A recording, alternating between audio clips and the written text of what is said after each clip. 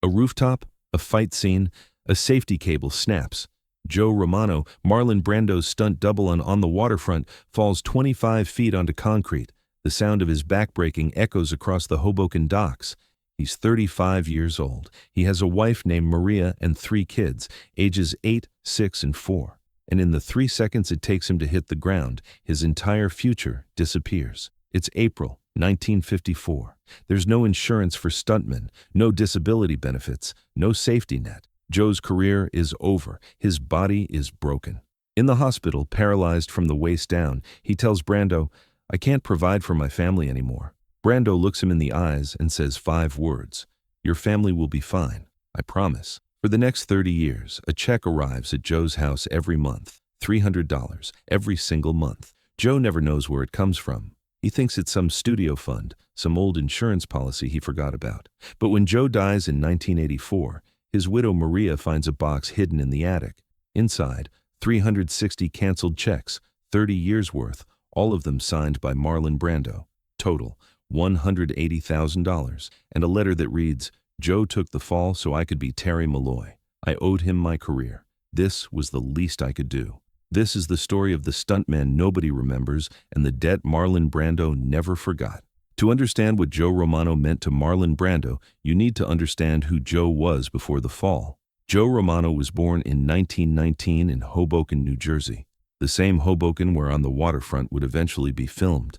He grew up on the docks, watching longshoremen load cargo ships, learning early that life was about hard work and tougher breaks. When World War II started, Joe enlisted in the Navy. He served 4 years in the Pacific, saw combat, came home with a Purple Heart and a body that knew how to take punishment. After the war, he tried a few things, factory work, construction, but nothing stuck until a friend suggested he try stunt work in the movies. "You're tough," his friend said. "You can take a hit. Hollywood needs guys like you." Joe had never thought about movies before, but he needed work, and he wasn't afraid of getting hurt. So he started taking stunt jobs. Small stuff at first, falls, fights, car crashes. By 1950, he was one of the best stuntmen in New York. He met Maria in 1945, right after he got back from the war. She was a secretary at a law firm in Manhattan. They got married 6 months later, had their first kid in 1946, second in 1948, third in 1950. Joe worked constantly. Stunt work didn't pay much, maybe $50 a day if you were lucky, but if you hustled, you could string together enough jobs to feed a family. Joe hustled. He worked on every film that came through New York. Westerns, crime pictures, war movies. He broke ribs, dislocated shoulders, knocked out teeth, but he always showed up the next day ready to work. By 1954, Joe Romano had been a professional stuntman for 10 years. He was good at his job, reliable, tough, the kind of guy directors knew they could count on. When casting started for On the Waterfront, Joe heard they needed stunt guys for the fight scenes. The movie was being shot in Hoboken, Joe's hometown, and the star was Marlon Brando, the hottest actor in Hollywood after A Streetcar Named Desire and The Wild One. Joe showed up to the open casting call with about 40 other stuntmen. The stunt coordinator, a guy named Phil Rawlins, looked them over. "All right, listen up," Phil said. "This is a serious picture. Director is Elia Kazan. Star is Marlon Brando. We need guys who can take hits and make them look real. No cowboys, no showboats, just solid professional stunt work." They did screen tests, falls, punches. Joe nailed everyone. At the end of the day, Phil pulled him aside. "You ever doubled for anyone before?"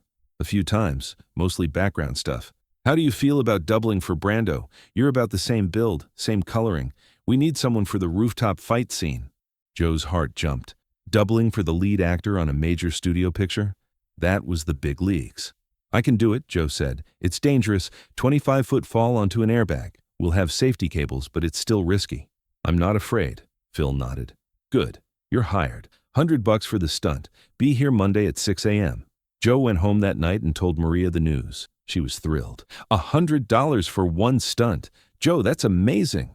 "It's a big one, Mar, 25-foot fall, but I've done higher." She looked at him, worry creeping into her eyes.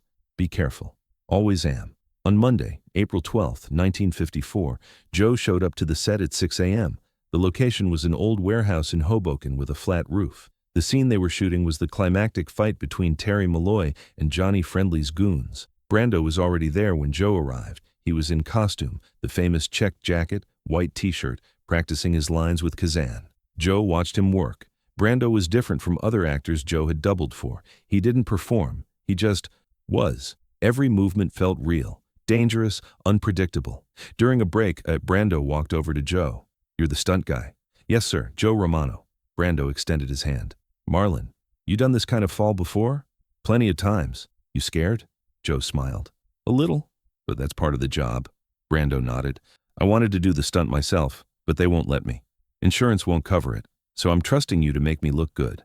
"I'll make you look like a hero, Mr. Brando. Just call me Marlon, and thanks. I appreciate what you guys do. You take the hits so we get the glory."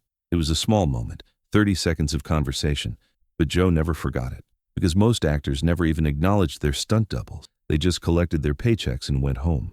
But Brando saw him, thanked him, treated him like he mattered. The stunt was scheduled for 2 p.m. They'd set up an airbag on the ground below the roof, safety cables attached to a harness Joe would wear under his costume. The idea was simple.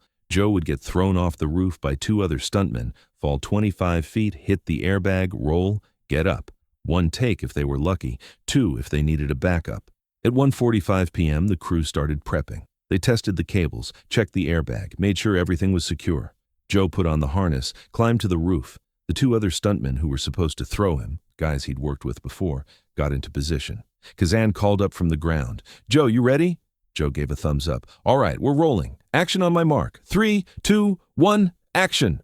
The 2 stuntmen grabbed Joe. They staged a brief scuffle, throwing punches that looked real but barely connected. Then they grabbed Joe's arms and swung him toward the edge of the roof. Joe went over. For a split second, everything felt right. The fall, the trajectory, the safety cable catching his weight, and then he heard it. A sharp metallic snap. The cable broke. Joe's stomach dropped. He was in free fall. No safety line, no control, just gravity and 25 feet of empty air. He tried to position himself to land on the airbag, but he was falling too fast at the wrong angle. He hit the airbag, but not cleanly. His body bounced off the edge and onto the concrete next to it.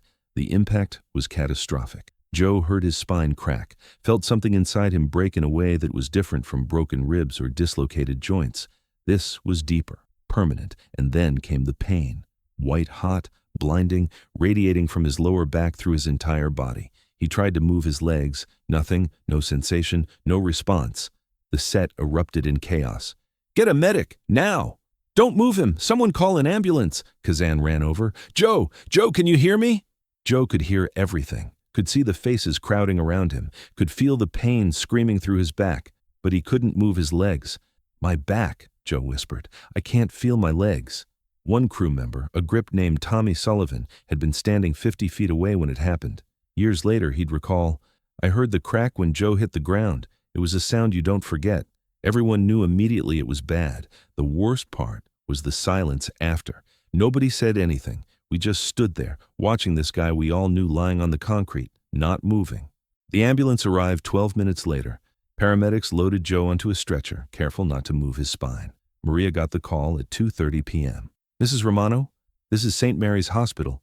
Your husband's been in an accident on the film set. You need to come right away." She grabbed the kids from a neighbor and took a taxi to the hospital. When she got there, a doctor was waiting. "Mrs. Romano, your husband suffered a severe spinal injury. We've done preliminary x-rays. The damage is extensive. We're going to need to do surgery, but I need to be honest with you. The prognosis isn't good." "What does that mean?" The doctor hesitated. "It means your husband may never walk again." Maria felt the world tilt. "Never walk? But he's only 35. "I know. I'm very sorry." Joe spent the next 6 weeks in the hospital. 3 surgeries, months of recovery. And when the final diagnosis came in, it was exactly what the doctor had feared. Joe Romano was paralyzed from the waist down, permanently. The hospital bills came to $12,000. In 1954, that was more money than Joe would make in 3 years. And his insurance, the bare minimum coverage the studio provided, covered only $2,000 of it. Maria sat in the hospital room one night, holding a stack of bills she couldn't pay, watching her husband sleep. Joe woke up and saw her crying. "Mar, what's wrong?" "The bills, Joe. We owe $10,000. I don't know how we're going to pay it." Joe stared at the ceiling. "I can't work. I can't provide. What are we going to do?" That's when Marlon Brando walked into the room. It was 9 p.m. Visiting hours were over, but Brando had talked his way past the nurses. He was wearing jeans and a t-shirt, not the costume, not the movie star image. Just a man coming to see another man. Joe, Brando said quietly. Can I come in? Joe nodded. Maria stood up, startled. Mr. Brando, I didn't know you were. Please sit, I won't stay long. I just needed to see how Joe was doing. Brando pulled up a chair next to the bed. He looked at Joe, then at the stack of medical bills on the table. How are you feeling? Like I got hit by a truck, Joe said, trying to smile. But I'm alive. The cable shouldn't have broken. That was the props department's fault. Phil Rollins checked it himself. It was supposed to hold 1,000 pounds. Something went wrong. Accidents happen. Brando shook his head. Not like this. You took that fall from me, Joe. That was supposed to be my stunt. And now you're in a hospital bed and I'm walking around fine. That's not right. It's the job, Marlon. I knew the risks. Maybe, but that doesn't make it fair. Brando looked at Maria. Mrs. Romano, can I ask you something? What's your situation? Financially? Maria's face flushed. We're managing. Maria, Joe said gently. Tell him the truth. She took a breath. We owe $10,000 in medical bills. Joe can't work. I don't have a job. We have 3 kids. I don't know how we're going to survive. Brando was quiet for a long moment. Then he stood up. Joe, I need you to listen to me. You took that fall so I could finish that scene. That scene is going to make the movie, and that movie is going to make my career. You gave me that, so I'm going to do something for you. Marlon, you don't owe me anything. Yes, I do. I owe you everything. So here's what's going to happen. Your family's going to be fine. Your bills are going to be paid. Your kids are going to be taken care of. You have my word. I can't accept that.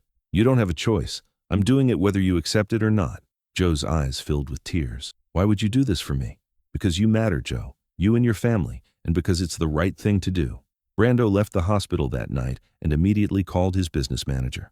I need you to set up monthly payments, $300 a month, to Joseph and Maria Romano, starting next month, continuing indefinitely. For how long? As long as they need it, and I don't want them to know it's from me. Set it up through the studio. Make it look like some kind of insurance fund. Marlon, that's going to add up to a lot of money over time. I don't care. Just do it.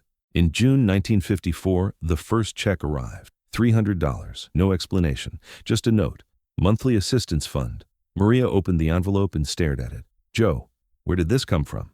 Must be from the studio. Some kind of compensation. $300. Every month? That's what it says. Maria sat down, holding the check like it might disappear. $300 a month was more than enough to cover rent, food, and basic expenses. It was survival. It was hope. We're going to be okay, she whispered. And they were. For 30 years, like clockwork, that check arrived, $300, every single month. Joe and Maria never questioned it. They assumed it was some studio fund, some legal settlement they didn't fully understand. But it wasn't a fund. It was Marlon Brando, keeping a promise. Joe's life in a wheelchair was hard. He couldn't walk, couldn't work, couldn't do the physical things he'd built his identity around. But he had Maria. He had his kids. And he had that check every month that meant they didn't lose the house, didn't go hungry, didn't fall apart. The kids grew up. The oldest, Anthony, went to college in 1964. How did they afford it? The checks. The second, Lisa, went to nursing school in 1966. The checks. The youngest, Michael, went to trade school in 1968. The checks. Joe would sit in his wheelchair, watching his kids graduate, get jobs, get married, and he'd say to Maria, "We did good, Mar. We raised them right." And Maria would nod, holding his hand, thinking about that mysterious check that had saved their family. Joe Romano died on March 15, 1984. Heart attack. He was 65 years old. He'd lived 30 years in that wheelchair, 30 years without ever knowing who'd sent those checks. The funeral was small, family and a few old friends. Maria stood at the graveside, holding back tears, trying to be strong for her kids. A month after the funeral, Maria was cleaning out the attic. She was looking for Joe's old Navy medals, things she wanted to keep, things she wanted to pass down to the grandkids. That's when she found the box. It was an old shoebox tucked behind some Christmas decorations. On the lid, in Joe's handwriting, "Important, 1954. Maria opened it. Inside were checks, hundreds of them, all canceled, all filed neatly by year. She pulled one out, looked at the signature. Marlon Brando. Her hands started shaking. She pulled out another check. Marlon Brando. Another. Marlon Brando. Every single check, 360 of them, 30 years, all signed by Marlon Brando. At the bottom of the box was a letter, folded once, yellowed with age. She recognized the handwriting from the checks. Maria sat down on the attic floor and read, "Dear Joe and Maria, if you're reading this, it means Joe kept these checks like I asked him to. I made him promise not to tell you where the money really came from. I wanted you to think it was some studio fund so you wouldn't feel indebted. But the truth is, there was no fund. It was me, every month for 30 years. And before you feel guilty or try to pay me back, let me explain why. Joe took the fall so I could be Terry Malloy. That stunt, that scene, that movie, it made my career. Everything I've achieved since 1954 started with On the Waterfront. And Joe paid the price for that. He gave up his body, his career, his future. Not for me personally, but for a movie, for art, for something bigger than both of us. I couldn't let that sacrifice be for nothing. I couldn't let Joe's family suffer because a safety cable broke. So I did what I should have done from the beginning. I made sure you were taken care of. This isn't charity. This is a debt. I owed Joe my career. $300 a month for 30 years is $108,000. Add in the medical bills I paid off in 1954, and the total is about $180,000. That sounds like a lot, but compared to what Joe gave me, it's nothing. I hope you used the money well. I hope your kids went to school. I hope you had a good life despite the accident. And I hope, wherever Joe is now, he knows that his sacrifice mattered. With respect and gratitude, Marlon Brando Maria sat in that attic for 2 hours, crying, holding the letter, reading it over and over. She called her kids, told them to come over. When they arrived, she showed them the box. Your father and I, we always wondered where that money came from, all these years. We thought it was some studio thing, but it was Marlon Brando, for 30 years. He kept Dad's promise to never tell us. Lisa, the nurse, looked at her mother. Mom, do you know how much college cost me? I always wondered how you and Dad afforded it. You always said Dad had savings, but it was this. It was Brando. Anthony, the oldest, picked up one of the checks. $300 a month, every month, for 30 years. He never missed a payment. Not once, Maria said. They sat there in silence, processing what this meant, that for 30 years, one of the biggest movie stars in the world had been quietly supporting their family. Not for publicity, not for tax breaks, just because he'd made a promise. 20 years later, on July 1st, 2004, Marlon Brando died. Maria was 84 years old by then. Her kids were in their 50s. Her grandkids were grown. But when she heard the news, she knew she had to go. Brando's funeral was small, private, held at a cemetery in Los Angeles. Maria flew out with her daughter Lisa. They stood at the back of the small gathering. Brando's children were there, a few close friends, some fellow actors, Robert De Niro, Jack Nicholson, a handful of others. After the service, Maria approached one of Brando's daughters. Excuse me, I'm Maria Romano. My husband Joe worked with your father in 1954 on the Waterfront. The daughter looked at her kindly. I'm sorry for your loss. Did you know my father well? Not well, but he knew us. For 30 years, your father sent my family a check every month. He never told us it was him. We found out after my husband died. I wanted to say thank you. Your father saved our family. The daughter's eyes widened. You're Maria Romano? Oh my God. Dad talked about your husband, about the accident. He felt guilty about it his entire life. He shouldn't have. Joe never blamed him. I know, but Dad was like that. He carried things. An older man approached them. He'd been standing nearby, listening. Excuse me, I'm Gerald Morse. I was Marlon's assistant for 20 years. You're the Romano family? Maria nodded. I set up those checks, every month. Marlon never missed one. Even when he was broke, even when he wasn't working, he made sure that money went out. He told me once, Gerald, if I miss a payment, you fire me. I said, Marlon, I can't fire you. You're my boss. He said, then I'll fire myself. Maria started crying. Lisa put her arm around her mother. Gerald continued, Marlon never wanted credit for what he did. He just wanted to make sure Joe's family was okay. That's who he was. Generous, loyal, and deeply, deeply private about the things that mattered. That night, Maria gave an interview to a documentary filmmaker who'd been making a film about Brando's life. She told the whole story. The accident, the promise, the 30 years of checks, the letter. The story made headlines. Brando's secret, 30 years of support for injured stuntman's family. Elia Kazan, the director of On the Waterfront, gave a rare statement. He was 95 years old by then. I remember the day Joe fell. Marlon was devastated. He felt personally responsible even though it wasn't his fault. I'm not surprised he took care of the family. That was Marlon. When he cared about something, he went all in. The Screen Actors Guild released a statement acknowledging that the accident had been part of what pushed them to create better insurance policies for stunt performers in the 1960s and 70s. Joe Romano's injury highlighted the gaps in protection for the people who make movies possible. Marlon Brando's private support for Joe's family showed the industry what should have been standard practice. In 2010, Maria Romano gave her final interview. She was 90 years old, still sharp, still grateful. The interviewer asked, "After all these years, what do you want people to know about Marlon Brando?" Maria thought for a moment. People think of him as this great actor, and he was. But what I remember is the man who sat in a hospital room in 1954 and looked my husband in the eye and said, "Your family will be fine." And then he spent 30 years making sure that was true. He didn't do it for publicity. He didn't do it for applause. He did it because he made a promise, and he kept it for 30 years. That's the Marlon Brando I knew, and that's the man I'll never forget. She paused, her voice cracking. Joe died not knowing where those checks came from. Part of me wishes he'd known, but part of me thinks Marlon did it right, because if Joe had known, he would have felt like he owed Marlon something, and Marlon didn't want that. He just wanted Joe's family to be okay. That's not charity. That's character. The story of Marlon Brando and Joe Romano isn't about fame or fortune. It's about a debt of honor that lasted 3 decades. Joe took the fall so Brando could be Terry Malloy. That fall broke Joe's back and ended his career, but it made the movie, and the movie made Brando a legend. Most people would have sent flowers to the hospital, maybe covered the initial medical bills, then moved on. But Brando didn't move on. He sent $300 a month for 30 years. He kept a promise when no one was watching. He took care of a family that couldn't take care of itself. That's not Hollywood. That's something deeper, something older, something that doesn't exist much anymore. It's the understanding that when someone sacrifices for you, you carry that debt, not as a burden, but as an honor.